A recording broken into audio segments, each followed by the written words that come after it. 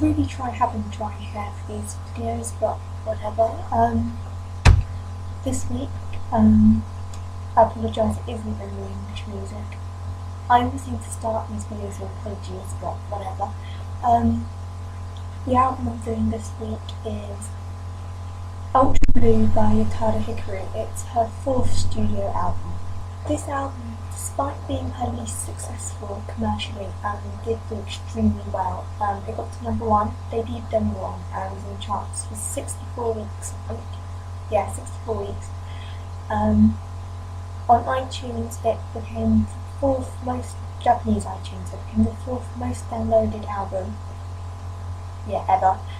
And also it stayed in the top 10 of iTunes for over 2 months.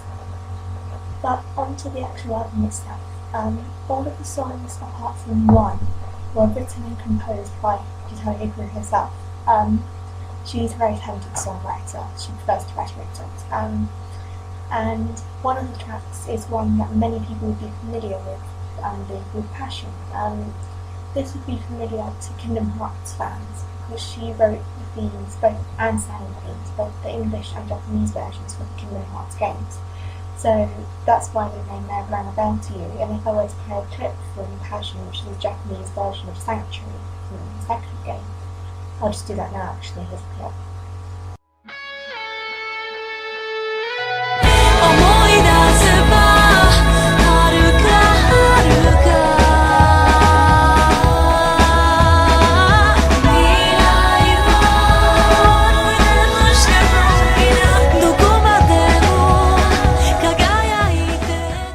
Then that would be why you're recognising the name.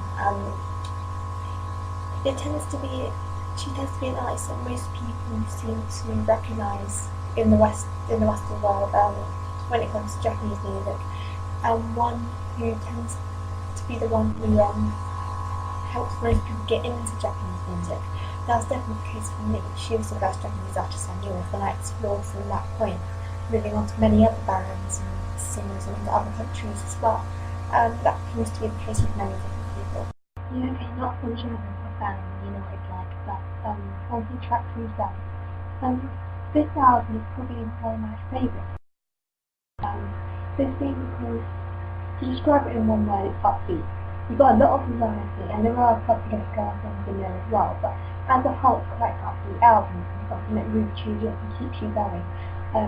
That's why this album gets played a lot on my MP3 player, because if you're vibing or doing some really long winded music, and you fix that on, and it doesn't so much change you, but it keeps you going. So, yeah, I can do it, I can finish this, and it improves your mood and stuff. And that's a great thing to have with you that all the time. So I've been listening to it pretty much on loop last week.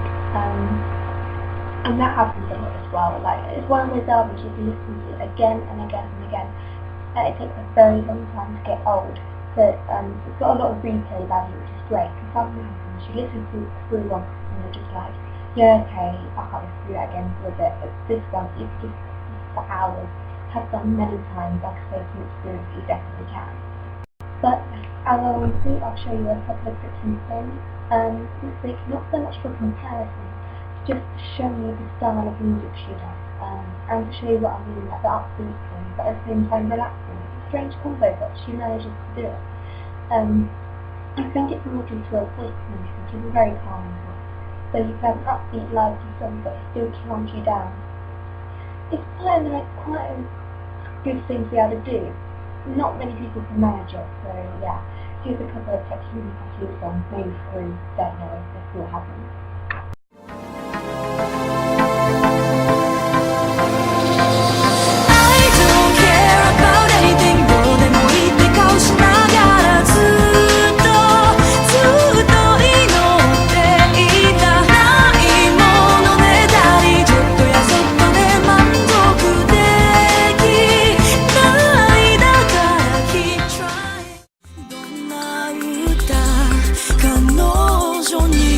Don't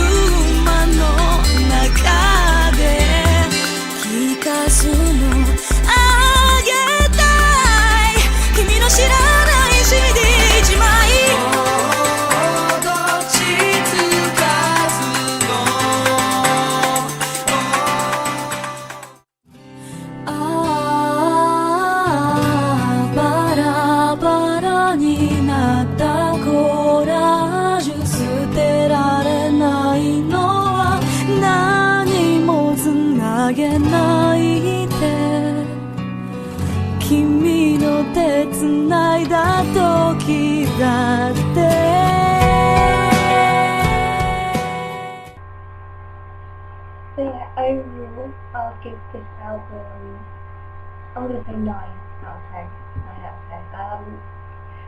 Even if you're not into foreign music, and I know some of you aren't, because I remember when I was Super Junior, people were like, oh, the shame I don't know what they're talking about, but really, if you are liking the sound of it, give it a look.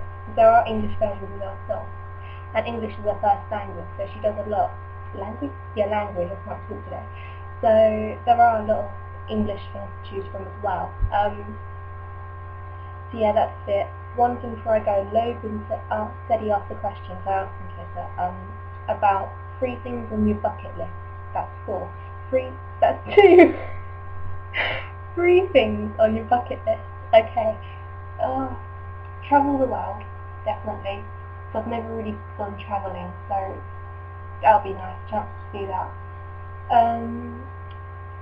Go bungee jumping. I'll probably never be able to do it, but it'd be fine. Just because I have done it, and it'd be like a brave thing to do and stuff like that. And get back into a past hobby. I don't know what, but I've done a lot of things. Got into a lot of things. Let's get back into one, you know. So there you go. There's my 3 things. Nothing extraordinary. Go to the moon would be good, but that wouldn't happen. So yeah, that's my 3 things. And questions all of you lot. Let's see. I want to think of one. Okay, my question to you, if you could only live off one food for your whole life, as in it's the only thing you could eat, what would it be and why? Actually, you don't have to say why, it's kind of obvious, but what would it be? For me, it'd be pizza. That goes without explaining, it's freaking pizza, I mean, come on. But yeah, I'm off. So, bye-bye everyone. Bye.